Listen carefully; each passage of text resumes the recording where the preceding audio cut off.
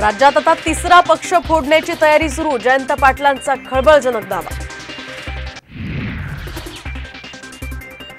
राज्यात भाजप एकट्यानं निवडणूक लढवणार, भाजप संघाच्या बैठकीत निर्णय।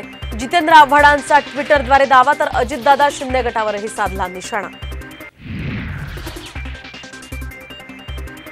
मल्लिकार्जुन खरगेंच्या अध्यक्षतेखाली काँग्रेस वर्किंग कमिटीची आज दिल्लीमध्ये बैठक, लोकसभा निवडणुकांचा घेणार आढावा।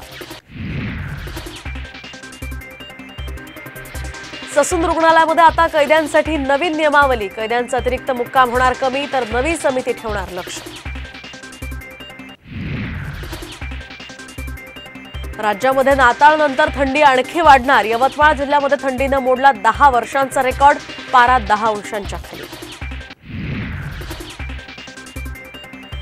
प्रभू श्रीरामाचं नाशिकशी अतूट नातं, अयोध्येतील राम मंदिरामध्ये वापरणार काळाराम मंदिरातील पूजा विधान।